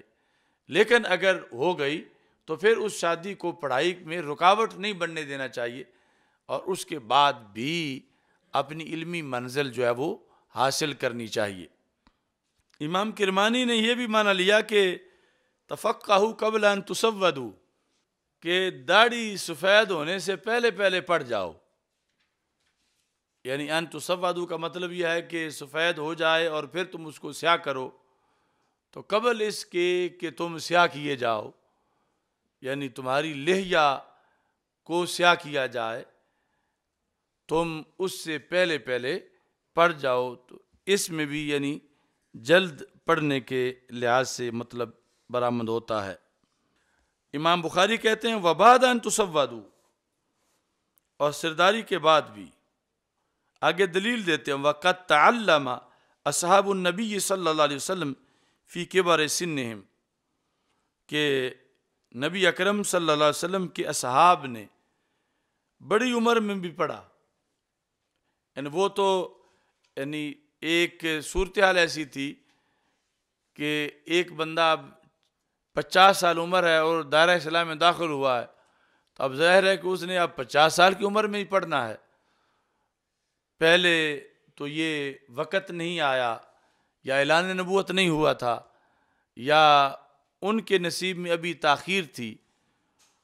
تو بہرحال جس بنیاد پر بھی، لیکن یہ تو ثابت ہوا کہ بڑی عمر میں صحابہ نے پڑھا ہے. تو عمر کی بڑائی اگر حقیقی طور پر دیکھا جائے تو رکاوٹ نہیں بنتی، یعنی رکاوٹ ہونا ایک دھوکہ ہے انسان کے لیے، اور جو سمجھدار ہے وہ پھر اس کو رکاوٹ نہیں بننے دیتا. اس بنیاد پر جو ہے وہ بڑی عمر کے باوجود جو ہے وہ صحابہ رضی اللہ تعالی عنہم نے علم حاصل کیا کہ جب علم عمر میں وہ بڑے ہو چکے تھے. یعنی کبھی ایسا ہوتا ہے کہ چھوٹی عمر والا زیادہ دھیان نہیں کرتا، اور جب بڑا ہو کے سمجھدار ہو کے کوئی پڑھنا شروع کرتا ہے اور اس کے اندر احساس ہے کہ میری عمر اتنی ہو گئی ہے اور اب میں پہلے سال میں ہوں، عمر میری 40 سال ہے ہو چکی ہے، تو اسے زیادہ اس سلسلے میں تڑپ ہے کہ میں کوئی وقت اپنا ضائع نہ کروں اور میں اچھے طریقے سے پڑھوں. تو ہو سکتا ہے کہ پھر بڑی عمر میں وہ تیزی سے پڑھ جائے، یا جو پڑھے اچھی طرح پڑھ جائے. تو یعنی ایسا بھی ہو سکتا ہے، لیکن جو رائج دستور ہے اکثریت کے لحاظ سے وہ یہی ہے کہ چھوٹی عمر کے اندر سفر جو ہے وہ شروع کیا جائے تو اچھا ہے. مسافر شب کو چلتے ہیں، جو جانا دور ہوتا ہے، تو دور کی منزل پہ پہنچنے کے لیے وقت پر سفر کا آغاز کرنا چاہیے. لیکن کبھی احساس جو ہے وہ بندے کو اتنا بیدار کر دیتا ہے کہ جب بہت سا وقت گزر چکا ہو تو وہ اتنا تیزی سے پھر اس کو کور بھی کرتے ہیں. یہ حضرت محدث اعظم پاکستان قدس سر العزیز آپ یعنی ایف اے کر کے پٹوار کا کورس کر چکے تھے. جب مولانا حامد رضا صاحب یہاں لاہور میں آئے تو ان کا کوئی جلسہ آپ نے سنا، اور اسی کے ساتھ یعنی محدث اعظم لاہور میں کسی بھرتی کے لیے آئے ہوئے تھے، وہ جو کورس کیا ہوا تھا اس کے لحاظ سے، تو یہاں تقریر سن کے ان کے ساتھ ہی چلے گا پڑھنے کے لیے. تو اس طرح کر کے اب بڑی عمر تھی اور سارا فیلڈ ہی اور تھا، سکول کا پڑھے ہوئے تھے اور عمر کافی بڑی ہو چکی تھی. یعنی ویسے تو پرائمری کے بعد پڑھنا شروع کرتے، اور اب وہ ملازمت کے سلسلہ میں آئے ہوئے تھے، اور آگے پھر ذہن بدلا، اور پھر کتنے لوگوں کی علم کا وہ سبب بنے، اور کس انداز میں اچھے طریقے سے انہوں نے پڑھا کہ وہ جو احساس تھا اور جو اچانک شوق پیدا ہوا، تو اس کے نتیجے کے اندر یعنی یہ اس جہت کی مثال ہے کہ تاخیر سے شروع کرنے کے باوجود منزل پہ پہلے پہنچ گئے اور اچھے طریقے سے اپنی تعلیم مکمل کی. حضرت عبداللہ بن مسعود رضی اللہ تعالیٰ عنہ کہتے ہیں کہ نبی اکرم صلی اللہ علیہ وسلم نے ارشاد فرمایا لا حسد الا فی اثنین، نہیں حسد مگر دو چیزوں میں. اب سوال پیدا ہوتا ہے کہ باب ہے اغتباط کا، ترجمۃ الباب، اور حدیث ہے حسد کی، اور حسد اور اغتباط میں بڑا فرق ہے، تو پھر ترجمۃ الباب کیسے ثابت ہوگا اس حدیث سے؟ تو اس کا جواب یہ ہے کہ یہاں حسد کا لفظ اغتباط کے معنی میں ہے، کہ بولا حسد کیا ہے اور مراد کیا ہے اغتباط، کہ نہیں ہے رشک مگر دو چیزوں میں. ایک تو وہ بندہ جس کو اللہ نے مال دیا تو فَسُلِّطَ عَلَىٰ حَلَقَاتِهِ فِي الْحَقِّ، تو اس کو اس مال پر مسلط کر دیا گیا کہ جہاں دین کے لیے ضرورت ہو یہ اس کو خرچ کرے. یعنی ہر بندہ مال والا وہ قابل رشک نہیں، وہ مال والا قابل رشک ہے کہ جو مال صحیح رستے پہ، دین کے رستے پہ خرچ کرے، تو پھر اس مالدار پہ رشک کرنا جائز ہے۔ اور دوسرا وہ بندہ جسے اللہ تعالیٰ نے حکمت عطا کی، فَهُوَ يَقْضِي بِهَا، تو وہ اس حکمت کے لحاظ سے فیصلے کرتا ہے، وَيُعَلِّمُهَا، اور دن رات وہ پڑھاتا رہتا ہے، وہ کسی نہ کسی طریقے سے اس علم کو آگے تقسیم کرتا ہے، تحریر، تقریر، تدریس کے لحاظ سے، تو اس بندے پر رشک کرنا چاہیے۔ تو دو پر رشک کرنا جائز ہے، کہ ایک تو وہ مالدار کہ جس کا مال اسے برائی کی طرف نہیں لے جاتا بلکہ اچھائی کی طرف لے جاتا ہے، کہ وہ بذریعہ مال زیادہ نیکیاں حاصل کر رہا ہے، کہ جہاں بھی دین کو ضرورت ہوتی ہے اس کے پاس مال ہے، وہ جا کے مال دے آتا ہے، اور اس ذریعے سے عام لوگوں سے نیکی میں آگے نکل جاتا ہے۔ اور دوسرا وہ کہ جس کو اللہ نے علم دیا اور وہ اس علم کی روشنی میں فیصلے کرتا ہے اور اس کی آگے تدریس کرتا ہے، یعنی چپ سرکار بن کے نہیں بیٹھتا، آگے یعلمها، وہ آگے اس کی تعلیم دیتا ہے۔ جس طرح پیچھے بھی حدیث گزری ہے، تو یہ دلیلیں ہیں کہ پڑھ کے پڑھانے کی۔ جب آپ کو اچانک تقریر کرنا پڑ جائے گی کہ تدریس کے فضائل پہ تقریر کرو، تو پھر حوالہ ڈھونڈنا بڑا مشکل ہوگا، تو پھر ویسے ہی انگڑائیاں لیتے رہو گے، کہ یا پھر میرا وجدان کہتا ہے صحیح تقریر کر دو گے۔ تو یہ ساتھ ساتھ اب گزر رہے ہیں، جیسے پیچھے ربانی کی تعریف گزری ہے، العالم المعلم، کہ جو پڑھ کے مدرس بنے، آگے پڑھائے، وہ عالم ربانی ہوتا ہے۔ اور ایسے ہی یہاں پر رشک اس پر ہے کہ جس کو اللہ نے علم دیا، صرف اتنا نہیں، آگے یہ ہے وَيُعَلِّمُهَا، وہ اس علم کو آگے پڑھاتا ہے، تو پھر اس پر رشک ہے، وہ بڑی شخصیت ہے جو پڑھنے کے بعد پھر آگے پڑھاتا ہے، کیونکہ پڑھنا صرف جو ہے وہ کافی نہیں ہے۔ تو دو کنویں ہوں، دونوں میں مثال کے طور پر 60 فٹ پانی ہے، دو کنووں کے اندر اتنے گہرے ہیں۔ آگے ایک کا کردار یہ ہے کہ اس کنویں کے اوپر وہ چرخی لگی ہوئی ہے جس سے پانی نکالا جاتا، اس سے صبح و شام لوگ پانی نکالتے ہیں، اور دوسرا وہ بند ہی پڑا رہتا ہے، اس سے کبھی کوئی ڈول بھی پانی کا نہیں نکلا۔ اب بظاہر تو لگتا ہے کہ جس کنویں سے صبح و شام نکال رہے ہیں یہ تو خالی ہو جائے گا اور دوسرا بھرا ہوا ہوگا، لیکن اس کو جب دیکھتے ہیں یہ بھرا ہوا ہی ہوتا ہے، جس سے صبح و شام نکلتا ہے، خالی یہ بھی نہیں ہوتا، جتنا نکلتا اتنا زیادہ آ جاتا ہے نیچے سے، جتنا باہر نکلتا اتنا زمین سے نکل کے اس میں آ جاتا ہے۔ اب نتیجہ کیا نکلا؟ مہینے کے بعد وہ جو 60 فٹ تھا، نکلا کچھ نہیں، وہ تو 60 فٹ ہی رہا، اور جس سے روزانہ نکلتا رہا، اس نے آگے کئی 60 فٹ پانی تقسیم کر دیا اور کئی باغات اور بہاریں آباد کر دیں، اور جو بخل کر کے باندھی رہا، پڑھ کے نہ درس دیا، نہ فتویٰ لکھا، نہ کتاب لکھی، نہ تبلیغ کی، نہ تدریس کی، تو وہ اتنا علم ہی رہا، اس میں اضافہ نہیں ہوا، کمی تو ہو گئی، اضافہ نہیں ہوا۔ اور ادھر یہ جو پڑھاتا رہا، اس نے جتنا پڑھایا اس سے زیادہ اللہ نے اور عطا کر دیا، یعنی اسی علم کے پڑھانے کی برکت سے، کہ علم زندہ تب رہتا جب زبان پر رہے، جب اس کو بیان کرنا چھوڑ دیا جائے تو اس بندے کے حصے کا علم مر جاتا ہے جس نے بیان کرنا چھوڑا۔ تو اس بنیاد پر جو بیان کرتا رہے، پڑھاتا رہے کسی نہ کسی طریقے سے، اس کے لیے نیچے سے نیا چشمہ جاری ہوتا ہے اور کمی اس کے پاس بھی نہیں آتی، اور آگے بھی کئی عالم بن جاتے ہیں۔ بلکہ یہ ہوتا ہے کہ جہاں سے نہیں نکلا پانی، وہ بالآخر اس پانی میں تعفن پیدا ہو جاتا ہے، تازہ نہیں رہتا، پھر آہستہ آہستہ ہو سکتا ہے بدبودار ہو جائے، ہو سکتا ہے گندا ہو جائے اور رنگ بھی بدل جائے، اور جو روزانہ صبح بھی، دوپہر کو بھی، شام کو بھی جس سے پانی نکالا جاتا ہے، نکلتا رہتا ہے، اس کا تر و تازہ بھی رہتا ہے اور اس میں کسی طرح کے کوئی جاڑے نہیں بنتے، نہ بدبو بنتی ہے۔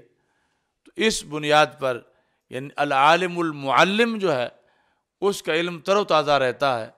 اور پھر اس میں اضافہ بھی ہوتا رہتا ہے اور وہ علم لذیذ بھی ہوتا ہے اور اس سے آگے کائنات میں انسانیت کا بھلا بھی ہوتا ہے کہ اس کی وجہ سے کتنے سینے جو پہلے بنجر تھے پھر آباد ہو جاتے ہیں۔ اس بنیاد پر یہ کہا کہ ایسے بندے پر رشک کرنا چاہیے کہ جو پڑھتا ہے اور اس کے علم کی روشنی میں فیصلے کرتا ہے اور وہ علم آگے پڑھانے کے لیے بھی کردار ادا کرتا ہے۔ تو یہ ہمارے سامنے کی بات ہے کہ کئی ایسے علماء کے جو طالب علمی کے زمانے میں بڑے ماہر تھے اپنے کلاس فیلوز میں، مگر جب صرف 5-6 سال ہی انہوں نے نہ پڑھایا تو پھر ناکارہ ہونے لگے۔ اور جو مثال کے طور پر کوئی طالب علمی کے زمانے میں کمزور بھی تھا لیکن اس نے فارغ ہوتے ہی پڑھانا شروع کر دیا تو پڑھاتے پڑھاتے وہ طاقتور ہو گیا، یعنی اس کا علم مضبوط ہو گیا، کیونکہ یہ بندے کی بڑی خوش نصیبی ہے کہ اس کے سامنے گوبھی کے پھول نہ ہوں بلکہ انسان ہی بیٹھے ہوئے ہوں کہ جو اس کی بات سننے کے لیے اسے میسر ہوں اور وہ ان کے ذریعے اپنا علم مضبوط کر رہا ہو۔ اس بنیاد پر یعنی استاذ کو شاگردوں کا شکر گزار ہونا چاہیے کہ اس کا تو علم جو ہے اس کو زنگ لگ جاتا، اگر اس کی سننے والا کوئی نہ ہوتا تو لوگ پڑھنے آ گئے تو وہ اس نے پڑھانا شروع کر دیا، اگر پڑھنے نہ آتے تو اس نے اتنے سال جو محنت کر کے کمایا تھا، علم حاصل کیا تھا، وہ ختم ہو جاتا۔ اس واسطے حدیث شریف میں ہے کہ العالم والمتعلم شریکان فی الاجر، عالم اور متعلم یعنی مدرس اور طالب علم یہ ثواب میں پارٹنر ہیں، ان کی مشترکہ کمپنی ہے، شریکان فی الاجر۔ جدید عربی میں شرکہ کہتے ہیں نا کمپنی کو، تو یہ شریکان فی الاجر یہ ثواب کے پارٹنر ہیں، ان کا ثواب کا کاروبار ہے۔ ایک پھٹی کس طرح بیٹھتا ہے دوسرا اس طرح بیٹھتا ہے، تو دونوں دین سے منسلک ہوتے ہیں تو رب دونوں کو ہی نواز دیتا ہے اور دونوں جو ہیں ان کو اجر ملتا ہے۔ اور اگر اس حالت میں نہ آئیں پڑھنے پڑھانے میں پھر دونوں محروم رہ جاتے ہیں، یعنی وہ طالب علم ویسے ہی پھر بنجر ہی رہ جاتا ساری زندگی اور دوسرے کا پڑھا ہوا جو ہے وہ ختم ہو جاتا۔ اور جس وقت یہ اس رشتے میں منسلک ہو جاتے ہیں تو پھر دونوں پر اللہ راضی ہو جاتا ہے اور دونوں کے لیے آگے رب ذوالجلال اپنے فضل کے دروازے کھولتا ہے۔ باقی جیسے پیچھے آیا انما اللہ موتی وانا قاسم، اسی کے تحت آگے قیامت تک جو ہے یہ اثرات مرتب ہوتے رہیں گے۔ یعنی جس طرح رسول پاک صلی اللہ علیہ وسلم نے صحابہ کے اجتماع میں پڑھاتے وقت کسی کو کسی پر فضیلت نہیں دی، یعنی سب کو ایک جیسا پڑھایا ہے، لیکن اس پر اثر مرتب کرنے میں رب نے فرق رکھا ہے۔ یہ امام عینی نے کہا کہ اعلم ان النبی علیہ الصلوۃ والسلام اعلم اصحابہ انہ لم یفضل فی قسمت ما اوحی اللہ الیہ احدا من امتی علی احد، جو رب نے وحی کی اس وحی کے اندر رسول پاک صلی اللہ علیہ وسلم نے وحی پہنچانے میں کسی کو کسی پر ترجیح نہیں دی کہ میں نے فلاں کو تو بتانا ہے فلاں کو نہیں بتانا، سب کو ہی بتایا۔ بل سوا فی البلاغ وعدل فی القسمت، برابر بلاغ کیا اور تقسیم میں بھی عدالت کی۔ انما اللہ معطی وانا قاسم، تقسیم میں عدالت کی، لیکن جو تیار ہوئے تو ان میں درجات کا فرق تھا، یعنی اس میں تو فرق نہیں کہ سارے ہی عادل ہیں سارے ہی جنتی ہیں، لیکن بعض فقیہ صحابہ ہیں بعض غیر فقیہ صحابہ ہیں، بعض مفتی بنے بعض مفتی نہ بنے، اگرچہ ان میں سے جو سب سے کم درجے کا ہو، حالانکہ ان میں کوئی کم درجے کا نہیں، وہ بھی بعد والوں سے کتنا افضل ہے، لیکن وہاں آپس میں ان کے درجات ضرور تھے۔ اس واسطے کہتے ہیں انما التفاوت فی الفہم، جو صحابہ کی جماعت میں تفاوت ہے وہ فہم علم میں ہے، فہم علم میں، یعنی رسول پاک صلی اللہ علیہ وسلم نے حد بندی نہیں کی کہ یہ تو سنیں فلاں سائڈ پہ کر دو، ان کو میں نہیں سنانا چاہتا یا ان کو تھوڑا سنانا چاہتا ہوں، سب کو برابر سنایا، لیکن تفاوت فہم میں واقع ہوا من طریق العطا، وہ رب کی عطا کی بنیاد پر فہم میں تفاوت تھا۔ تفاوت کس طرح؟ وَلَقَدْ كَانَ بَعْضُ الصَّحَابَةِ رضی اللہ تعالی عنہم يَسْمَعُ الْحَدِيثَ فَلَا يَفْهَمُ مِنْهُ إِلَّا الظَّاهِرَ الْجَلِي، کہ بعض صحابہ وہ تھے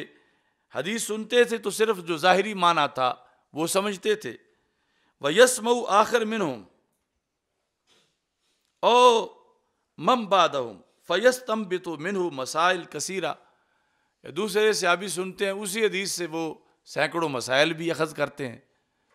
تو یہ عطا تھی جو کہ فہم پر مرتب اس پر فہم ہوا، اور بلاغ میں مساوات تھی، آگے عطا جو اللہ کی طرف سے ہے اس میں تفاوت تھا۔ اور پھر ایسا بھی ہوا کہ رب مبلغ اوعى من سامع، کہ مبلغ ہو سکتا ہے کہ علم کے میدان میں وہ اوعى بن جائیں، جس طرح امام اعظم ابو حنیفہ اوعى بن گئے بعض سامعین کے مقابلے میں، اگرچہ ان سے افضل نہیں جن میں شرف صحبت پایا گیا ہے، لیکن علم کے میدان میں استنباط آپ نے جو کیا وہ پھر آپ کی ایک فضیلت قرار پایا۔ تو ایسے ہی یعنی اس کے زیر سایہ قیامت تک درس و تدریس ہوتی رہے گی۔ مثال کے طور پر بلا تشبیہ و تمثیل، اب میں بول رہا ہوں آپ سارے سن رہے ہیں، سارے برابر سن رہے ہیں، اور بلاغ میں بعض کو بعض پر ترجیح نہیں، بلاغ میں تدریس میں بعض کو بعض پر ترجیح نہیں، لیکن کل جب آپ فارغ التحصیل ہو کے جائیں گے تو تفاوت موجود ہوگا، یعنی ایک ہی کلاس کے فارغ التحصیل ہونے والوں میں زمین و آسمان کا فرق ہو سکتا ہے، تو وہ فرق پھر عطا کی بنیاد پر ہے، یعنی پڑھانے میں تو عدالت کی گئی، آگے اس پر عطا جو ہے وہ اللہ کی طرف سے ہے کہ کس کو کتنا انہی لفظوں سے فہم حاصل ہوا، کس نے پہلے کتنی تیاری کی تھی، کتنا مطالعہ کیا تھا رات کو، یا اس سے پہلے اس کی علوم اسلامیہ میں کتنی تیاری تھی، اور پھر وہ دورہ حدیث پڑھ رہا تھا۔ تو اس بنیاد پر مختلف عوامل جو ہیں وہ اثر انداز ہوں گے کہ پھر نتیجے میں فرق آئے گا، ورنہ بلاغ میں تو کوئی فرق نہیں ہے، وہ قسمت یعنی تقسیم جو ہے وہ مساوی ہے۔ تو بھٹا جانتے ہو جس میں اینٹیں بنتی ہیں، تمہاری بولنگ میں اس کو بھٹا ہی کہا جاتا ہے۔ تو بھٹا جو ہے، حضرت حافظ الحدیث رحمۃ اللہ علیہ کے پاس میں بیٹھا ہوا تھا، یعنی بالکل بچپن میں، تو ایک شہر کے لوگ آئے کوئی خطیب لینے کے لیے، تو انہوں نے شرائط بیان کی کہ ایسا ہو ویسا ہو ایسا ہو، وہ یعنی زیادہ شرائط تھیں کہ اچھا پڑھا ہوا ہو۔ تو حضرت حافظ الحدیث رحمۃ اللہ علیہ نے انہیں اس موضوع پر بات کرتے کرتے سمجھایا پنجابی میں کہ ہم نے یہ جو دارالعلوم قائم کیا ہوا ہے نا، یہ اس طرح جس طرح کے بھٹے میں اینٹیں تیار کی جاتی ہیں، تو اب مالک جو اینٹیں تیار کرتا ہے اس کا یہ مطلب نہیں ہوتا کہ اس کی مرضی ہے کہ کچھ کھگری بن جائے، کچھ کچی رہ جائیں، تھوڑی سی پکی ہوں، اس کا تو یہ ارادہ ہے کہ ساری اول نمبر کی نکلیں، لیکن نتیجہ جب نکلتا ہے تو کچھ اول ہوتی ہیں، کچھ دوم ہوتی ہیں، کچھ کچی رہ جاتی ہیں، کچھ ٹوٹ جاتی ہیں، کچھ کھگری بن جاتی ہیں۔ تو آپ نے فرمایا کہ اس طرح پھر ہم تو کوشش کرتے ہیں، لیکن آگے کئی اس میں عوامل ہوتے ہیں، تو یہ قسمت سے کوئی اول بنتا ہے، کوئی دوم بنتا ہے، اور کوئی اندر رہ کے گرمی لے کے بھی کچا ہی رہ جاتا ہے۔ تو بہرحال اس میں جو سبق سے پہلے کی رات ہوتی ہے اس کا بڑا دخل ہوتا ہے، اور حاضری محض جسمانی درکار نہیں ہوتی بلکہ ذہنی بھی درکار ہوتی ہے۔ تو آگے جا کر پھر خلوص اور للہیت اس پر اثر انداز ہوتے ہیں۔ من اخلص للہ 40 یوما انبت اللہ ینابیع الحکمہ علی لسانہ، کہ جس نے اللہ کے لیے 40 دن خلوص کیا تو اللہ اس کی زبان پر حکمت کے چشمے جاری کر دیتا ہے۔ من اخلص للہ 40 یوما، تو اس واسطے کم از کم 40 دن خلوص تو کرنا چاہیے، یعنی پڑھنے میں اور کوئی چیز ذہن میں ملاوٹ نہ ہو۔ ملاوٹ کیا ہے کہ میں پڑھوں تاکہ اچھی جگہ مجھے کوئی تدریس کی مل جائے، حالانکہ تدریس کی جگہ ہی ہے نا، کوئی شراب خانے کی جگہ تو نہیں ہے،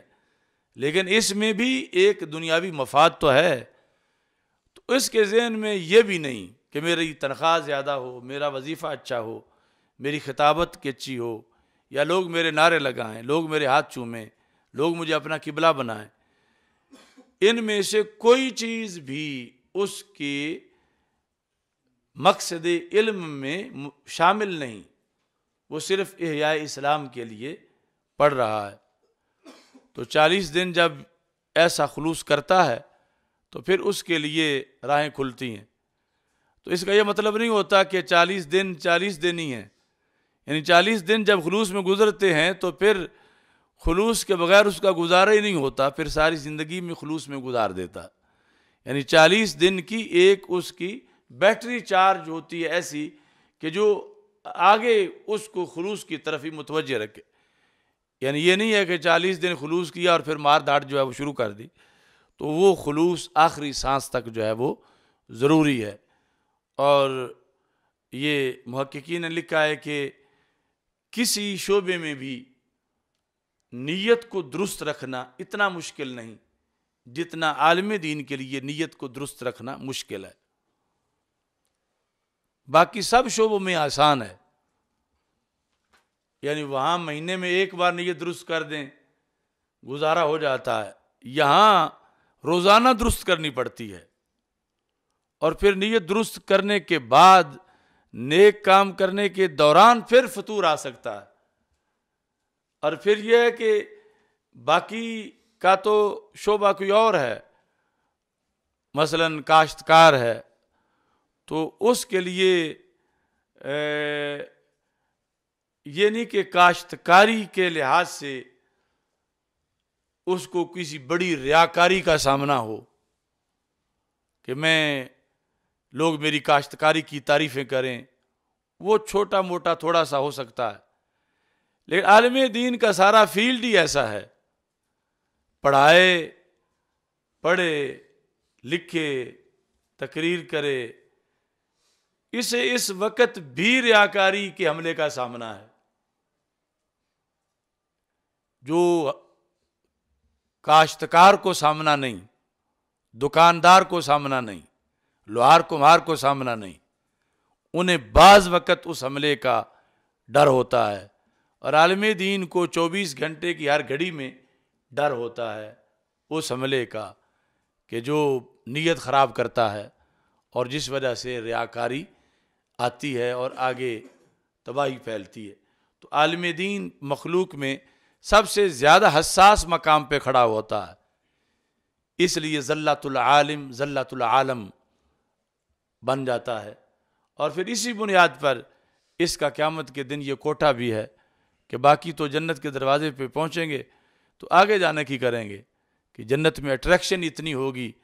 کہ پاؤں جو ہیں وہ کہیں گے آپ پہنچ گئے ہو تو آپ فوراً آگے داخل ہو جاؤ،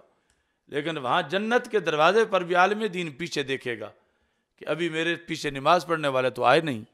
یا میں نے جنہیں قرآن سنت کی تعلیم دی تھی ابھی وہ تو نہیں پہنچے،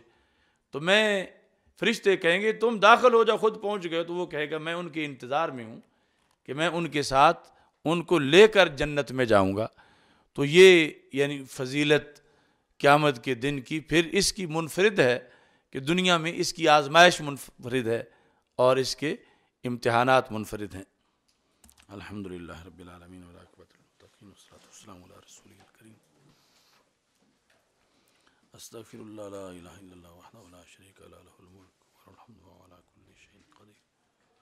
اللہم بارک اللہم بارک اللہم بارک اللہم یسر لنا امورنا فی بیک شریف، یسر لنا امورنا فی بیک شریف، اللہم یسر لنا امورنا فی بیک شریف، اللہم بارک لنا فی بیک شریف۔ مشرک علانی صاحب کے بھائی کے یا اللہ ناجائز مقدمے سے ان کو رہائی عطا فرما، خصوصی فضل و کرم شامل۔ وصلی اللہ تعالی علی حبیب سیدنا محمد۔